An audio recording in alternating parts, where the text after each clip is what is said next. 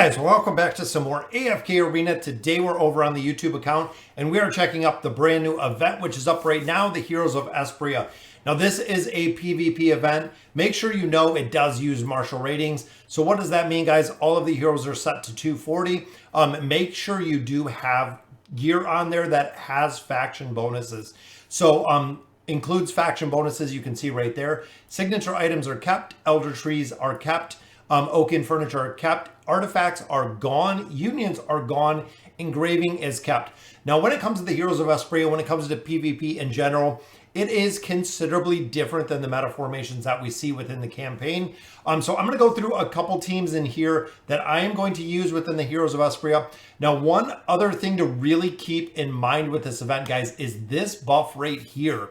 So the Horn of Inspiration, allied heroes who receive healing will have their damage reduced in the following 10 seconds by 20%, during which time if an allied hero exerts a control effect on an enemy, the affected enemy will receive 20% more damage in the following 8 seconds. So if you have a team that has heavy crowd control, could really give a damage boost to the other team and they're unable to receive any energy.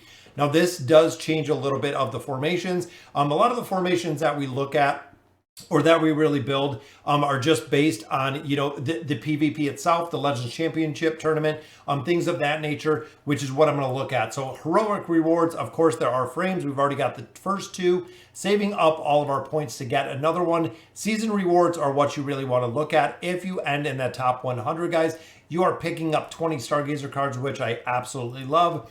Top 500, I believe I just hit Legends last time. I just got to the Legends tournament, which, of course, you know, picking up 20 cards out of there, absolutely amazing. Then, of course, the Fortune Chest. So if you are in the Legends or your guild is in the top, you can actually split 35,000 diamonds among the guild, which is very cool, guys. So we're going to go ahead and join. I'm going to go through a couple teams in here. So we are starting in Silver 1, which means we're going to be able to collect some gold out of here. Definitely got some more essence, got some rare stones. So definitely cool to see. So formations, these are the formations we utilized last time. Now we are going to use kind of similar formations. So looking at, I built out a couple formations. First formation that we're looking at is kind of been a staple, especially when you look at the formation. And again, we'll get into a little bit of detail about it. Looking here, you do have Merlin. Of course, Merlin with that 9 of 9 furniture is going to set off the damage mitigation right at the beginning. We have Albedo in there to protect Ainz, which is good. Mortis, if he can get his buff up, he will always put it first on Ainz, meaning that Ainz is going to get a very big buff early on when it comes to PvP. Then, of course, we have our Leonardo da Vinci at a 9 of 9, which means that if they are frozen enemies, it's going to increase the damage by 45%. But also, guys, he does have multiple forms of crowd control, which is awesome to really increase the survivability of this team. Pretty much, this is a very standard Ainz team.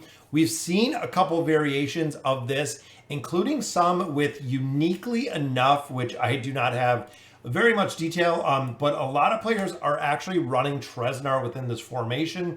Works really well. Again, Treznar is another hero that if you have him built out, he does possess an immunity when he dismounts. So when he actually hops off his horse, he will have an immunity, which again, within this team, what you're doing is buying time for Ainz to ult.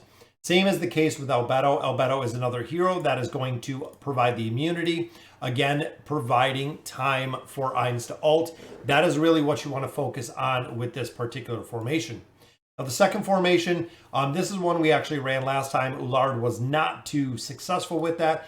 But looking at some of the heroes, and I tried to stick the formations to heroes that a lot of players have built. So looking at this formation, we do have Al Negrez, which we know is one of our PvE, our campaign formations. We have Pharrell in here for the energy disintegration. We have him here for the crowd control. Silas offers a big attack boost. If you do have him engraved, he can also provide some damage mitigation as well. Now, Athalia in this is really the Sunlock ability. So you can move her where she is needed to target one specific opponent on the opposing side, which does make it considerably easy to beat a lot of comps. Even if you're going up against the Ainz team comp, Athalia can burn down a team pretty fast depending on the target that she's on. Again, a lot of the squishier targets, if someone is running them, can not only stun lock that target, but it can burn it down considerably fast.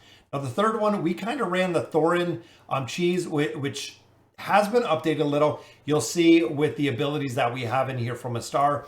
If a star was built out considerably more, I would definitely utilize her within this PvP. She is going to do a shielding aspect. And also, guys, if you have her at that plus 60 engraving, again, PvP comps are very expensive to build. So if I did have her at the plus 60, she has a huge mitigation factor when it comes to building her up. So essentially, this is a stall team. And the reason I included this, guys, is I love having the regular Taylene. Most of us invested a lot of time and effort into Taylene, resulting in her being replaced when she got the Awakened version. But the stall comp definitely works. And also within this combination is I do have Flora within this formation.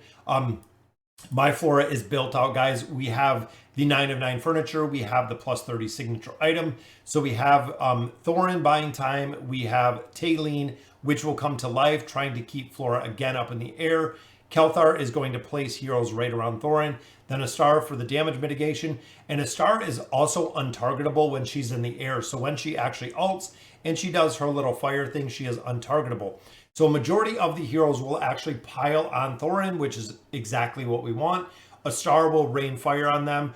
Even if Thorin does die again, a star will still come back down, land again before Flora comes in, which does make this team comp pretty tough to deal with.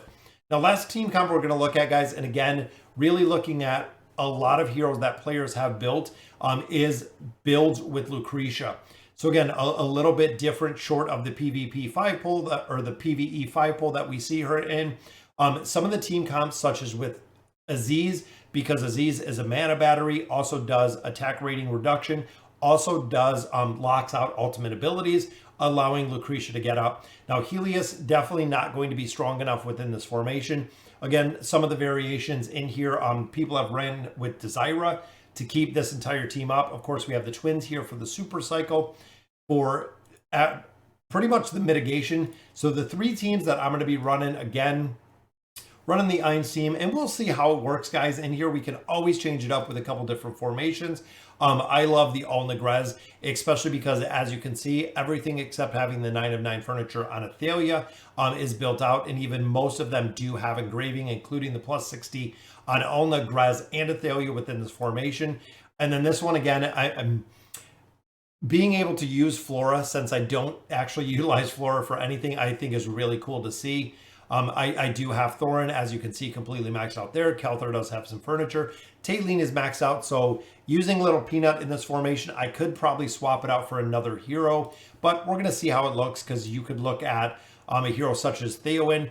Theowen does really well in PvP. If I had Mizoth built, possibly there. Another hero that some players are utilizing is either the Prince of Persia for that chain stun ability, or Ezio, of course, for the finishing, which both of them are pretty viable choices when it comes to PvP.